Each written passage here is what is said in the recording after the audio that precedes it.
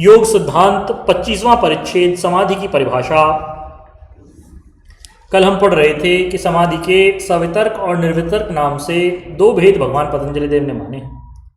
सवितर्का समापत्ति का लक्षण भगवान पतंजलि देव इस सूत्र में इस प्रकार लिखते हैं, तत्र शब्दार्थ ज्ञान विकल्पैः संकीर्णा सवितर्का समापत्ति। इस सूत्र पर भगवान व्यास देव जी भाष्य करते हैं, तद यथा गौरिति शब्दो गौरित्यर्थो गौरिति ज्ञानमित्य विभागेन विभक्तानामपि ग्रहणं दृष्टम् विभज्यमानाश्चान्ये शब्द धर्मः अन्यर्थे धर्मा अन्ये विज्ञान धर्मा इत्येतेषां विभक्तः पंथः तत्र समापन्नस्य योगिनो योगवाद्यर्थः समाधि प्रज्ञायां समारूढ़ः स चेत शब्दार्थ ज्ञान विकल्प अनुविद्ध उपावर्तते सा संकीर्ण समापत्ति सवितर्के अत्युच्यते इति उच्यते। अर्थात चित्र की इस तद्रूपता में शब्द अर्थ और ज्ञान तीनों एक मिले से भाषित होते हैं। इसी का नाम सवितर्का संपत्ति है। इस बात को खोलकर ऐसे समझें जैसे उच्चारण करने के लिए गाय एक शब्द है। जो व्यक्ति गाय नाम के पशु को नहीं जानता और केवल गाय गाय कहता है तो जीवा मात्र से गाय शब्द तो निकलता है। ऐसा समझना चाहिए कि गाय शब्द केवल ध्वनियात्मक है, अर्थात आकाश में से पैदा होने वाला एक शब्द है। शब्द को बोलने वाला वक्ता गाय शब्द को अर्थ ज्ञान के बिना केवल मात्र बोल ही रहा है।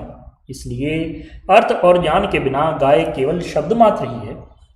इसी प्रकार से कहीं हम जंगल में घूमते हुए किसी सींग पूंछ सफ़ेद रंग के दूध देने वाले पशु को देखें तो अपने मन में कहा करते हैं कि बड़ा सुंदर जानवर है। सिर पर 2 सींग हैं, चमड़ी पर सुंदर छोटे छोटे बाल हैं, 4 पैरों वाला है। अब देखने वाले को अर्थ और ज्ञान इन दोनों का आभास तो हो गया, किंतु इस प्रकार के पशु को किस नाम से पुकारते हैं, क्या कहते हैं, इसका ज्ञान कोई दूसरा व्यक्ति जो उस पशु का नाम जानता है वही कराएगा और कहेगा कि भाई ये पशु गाय है। जब वह ऐसा समझा देगा तो तुम जिस 4 पैर वाले पशु को देख रहे हो जिसके 2 सींग भी हैं, इस पशु का नाम गाय है, ऐसा ज्ञान होगा। बिना इस नाम के ज्ञान से वह पशु ही है जिसको नाम शब्द के बिना श्रोता केवल मात्र एक चतुष्पाद पशु जानता है। शब्द और गौरव का ज्ञान उसको समझाने से ही हुआ। इस प्रकार से शब्द, अर्थ और ज्ञान तीनों अलग अलग वस्तुएं हैं और इनके अलग अलग विकल्प हैं, किंतु अलग अलग विकल्पों के रहते हुए भी एकत्वेन भाषित होते रहें, यह वितर्क समाधि की सवितर्का संपत्ति है। वितर्क समाधि का अर्थ है जिसमें तर्क की उत्कृष्टता है, जिसमें शब्द, अर्थ और ज्ञान अलग अलग होने पर भी एकत्वेन भाषित होते रहें। ऐसी समाधि शब्द, ज्ञान, अर्थ से संकीर्णा अर्थात मिली हुई सी सवितर्का संपत्ति कहलाती है। इसी प्रकार निर्वितर्क संपत्ति का लक्षण भी भगवान पतंजलि देव ने एक अलग सूत्र में इस प्रकार किया है, स्मृति परिशुद्धौ स्वरूप शून्येव अर्थमात्र निर्भाषा निर्वितर्का। जिस पर भगवान व्यास देव जी भाष्य में लिखते हैं, या शब्द संकेत श्रुतानुमान ज्ञान विकल्प स्मृति परिशुद्धौ ग्राह्य स्वरूप उपरक्ता प्रज्ञारूपम ग्रहणात्मकम त्यक्त्वा पदार्थ मात्र स्वरूपा ग्राह्य स्वरूपान्नेव भवति सा निर्वितर्का संपत्ति। तथा च व्याख्यातम तस्य एक बुद्ध्युपक्रमो ही अर्थात्माणुप्रचय विशेषात्मा गवादिर्घटादिवि लोकः स च संस्थान विशेषो भूत सूक्ष्माणां साधारणो धर्म आत्मभूतः फलेन व्यक्तेन अनुमितः स्व व्यंजकांजनः प्रादुर्भवति धर्मांतरोदये च तिरोभवति स एष धर्मे अवयवी इति उच्यते। योसावेकश्च महांश्चाणीयांश्च स्पर्शवांश्च क्रिया धर्मकश्चा नित्यश्च तेनावयविना व्यवहाराः क्रियन्ते यस्य पुनर्वस्तुकः स प्रचयविशेषः सूक्ष्मं च कारणम् अनुपलभ्यम् अविकल्पस्य तस्यावयव्य भावात् तद्रूप प्रतिष्ठं मिथ्याज्ञानमिति प्रायेण सर्वमेव प्राप्तं मिथ्याज्ञानमिति तदा च सम्यक् ज्ञानम् अपि किं स्याद् विषयाभावात् यद्यदुपलभ्यते तत्तद् अवयवित्वेन आघातं तस्मादस्ति अवयवी यो महात्वादिव्य व्यवहारा संपन्नः समापत्ते निर्वितर्काया विषयो भवति। सवितर्का समापत्ति में योगी को शब्द अर्थ और ज्ञान तीनों अलग अलग भाषित होते रहे। जैसे वह गाय शब्द को भी जानता था और यह गाय है ऐसा ज्ञान भी उसको था। इस सवितर्का संपत्ति में शब्द अर्थ और ज्ञान का वितर्क बराबर बना हुआ था, किंतु निर्वितर्का संपत्ति में स्मृति के बराबर शुद्ध हो जाने के बाद चित्त अपने ग्रहणात्मक स्वरूप को भी भूल जाता है और उस ध्येयाकार में ही परिभाषित होने लगता है। यद्यपि इस समाधि में ही चित्त का गुणात्मक ज्ञान पूर्ण समाप्त तो नहीं हुआ, किंतु वह अपनी ग्रहण शक्ति को भुला करके अर्थमात्र से ही भाषित हो रहा है, अपने आप को बिल्कुल भुला सा ही दिया है। इसलिए स्मृति में बराबर शुद्ध हो जाने के बाद साधक का अपना स्वरूप भी जिसमें खत्म जैसा दिखाई दे और बराबर ध्येयाकार भाषित होता रहे, इसी को निर्वितर्का संपत्ति कहते हैं। सवितर्का समाधि को सविकल्प और निर्विकल्प नाम से भी कहा गया है।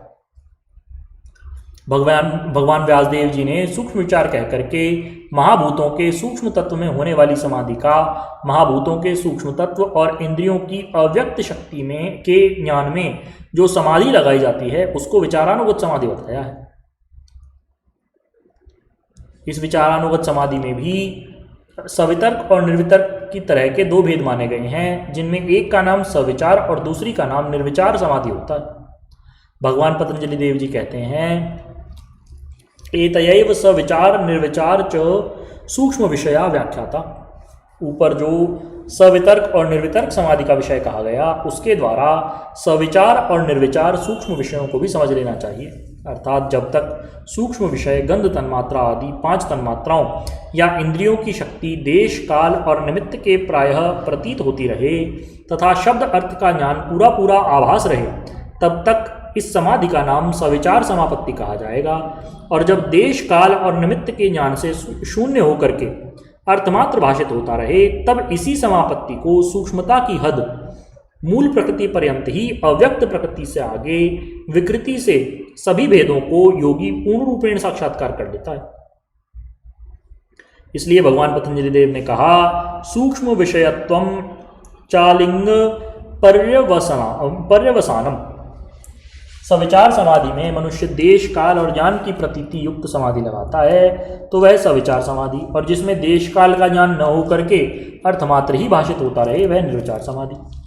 इसी निर्विचार समाधि की उत्तरोत्तर पुष्टि होती रहती है।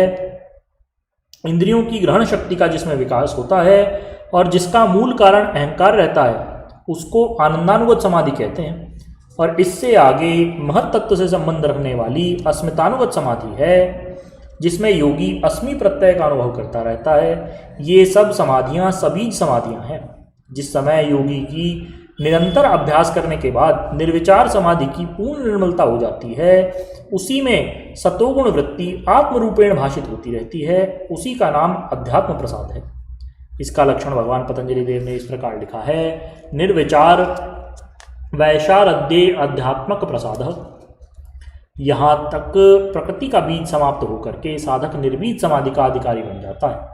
इस संप्रज्ञात समाधि के अंदर इसके सभी भेदों को जानने वाले योगी शनै शनै तीव्र वैराग्य होकर के इस समाधि के आगे पहुंच जाता है। गुणों का गुणों में अवस्थान हो जाता है। अस्मितानुगत योग में योगी को अस्मि अस्मि इस प्रकार के प्रत्यय का बोध हो रहा था, वो सब हट करके आत्मा अपने शुद्ध स्वरूप में आ जाता है। गुणों से उसका कोई संबंध नहीं रहता। अस्मि प्रत्यय भी अपने गुण प्रभाव में विलीन हो जाता है। तभी उस समाधि का नाम निर्बीज समाधि होता है। केवल मात्र जब तक पूर्ण विलीनता नहीं होती तब तक वह संप्रज्ञात योग की भूमिकाओं में घुमा करता है। उसके बाद सब वृत्तियों का उपशमन हो जाने पर आत्मा केवली भाव को प्राप्त हो जाती है और यही उसकी स्वरूप प्रतिष्ठा है। पूरे श्री सद्गुरुदेव भगवान की जय। परम प्रभु श्री रामलाल जी महाराज की जय। योगीराज अनंत स्वामी श्री चंद्रमोहन जी महाराज की जय। श्री सदाशिव भगवान की जय। श्री वृंदावन बिहारी लाल की जय। श्री शंकर भगवान की जय। योगीराज श्री देवेंद्र जी ब्रह्मचारी की जय। हर हर महादेव।